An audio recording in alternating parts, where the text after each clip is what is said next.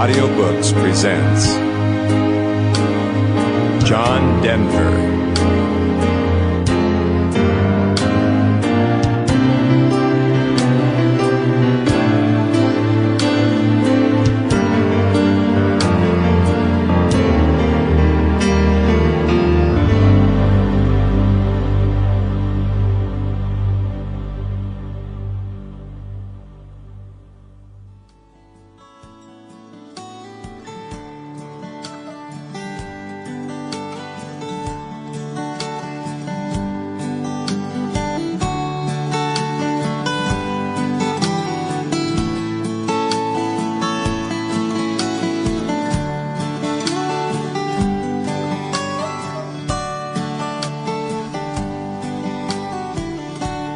Hi folks, welcome to my home in Aspen, Colorado.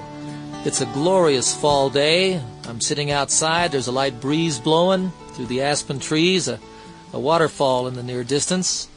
You might be able to hear that. You might be able to hear planes going by once in a while. I'm not going to let it bother me. I hope it won't bother you. It's my pleasure today to read to you from my autobiography called Take Me Home. And so, we begin. Once upon a time, they met in Tulsa. Dad was a plowboy from western Oklahoma, and Mom was a hometown girl. He was in the Army Air Corps studying the mechanics of flight at the Spartan School of Aeronautics, and she had been first prize winner in a jitterbug contest the year before. It was 1942. She was just turning 18, a high school senior, and he was 21. Her folks had a nightclub out near the airport where Dad's barracks were, and he came in one night for a sandwich and a beer. She and her sister worked there as waitresses and danced with the boys who came by. He wasn't much of a dancer, Mom said, and that should have killed it for her right there. If they didn't dance, she didn't want to know them. But she liked his smile, and you can see from the photographs in her album that he was a handsome guy, very much the clean-cut All-American. She liked the way he was always bubbling with laughter. She liked to laugh too. They had known each other for 6 months and had been going steady for the last 2 weeks of that time when he finished his training at Spartan. He was to be sent back to Will Rogers Field in Oklahoma City immediately, but a bad tooth kept him in Tulsa an extra couple of weeks. It was enough time. My parents married and just sailed into the wind. My dad's family was a pretty impressive band of people.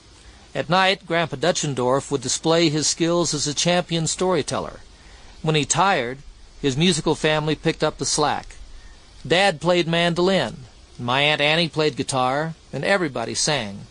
Old songs they were, about railroads, about mountain life, about the river, about the sky, about living and dying. They were songs that, as far as anyone knew, had been there always. My mother's family, on the other hand, were Catholics, and therefore more formally religious. They were Scotch, Irish, and Germans, hearty stock, but their Catholicism used to bother the Dutchendorfs. I think my mother's family experienced the Depression differently than the Dutchendorfs. It wasn't just hard times for them. Their business, their livelihood had been taken from them, and it was an intensely felt loss. They were full of doubts. For instance, Grandpa Swope gave up hoping I'd amount to anything because all he ever saw me doing was playing the guitar. But ironically, it was Grandma Swope who gave me my first guitar and encouraged me and doted on me. In her eyes, I could do no wrong. She was my #1 fan from the beginning. After America had been in the war for about a year, the Army Air Forces, it later became the U.S. Air Force, announced it needed pilots, and Dad applied. He was too big to be a fighter pilot, but they wanted him to become an instructor. The Air Forces sent him out to cadet school in Santa Ana, and Mom, throwing caution to the wind, went with him. By the time I was born at the end of that year, December 31st, 1943, we were in Roswell, New Mexico. Dad had started to come into his own. As fate would have it, he was a fantastic pilot. And the problem of his height was never mentioned again. It was the beginning of a dazzling career, with all the tensions that went with it. Dad's next career move took us to Japan, a country of which I have little memory. There are photographs of me there. I started my school life there when I entered kindergarten. Ron, my brother, was born there. I was 5. but I carry no vivid images of being in a different country or a different culture. Salad days. In Tucson, I was the painfully shy Dutchendorf son. Photographs of me at age 6, freshly arrived from Japan to become part of yet another new place, show the glazed look of the precociously self-conscious. I practically disappeared behind my shyness. I don't think I felt I had too much to lay on the table in terms of personal identity. I was just Dutch's boy. Of course, I was Mom's boy, too. She was the one who managed all the difficult emotional moments, but Dad's very presence and reputation defined why we were there. He was a captain and cut a very impressive figure. He was loved and respected by his men.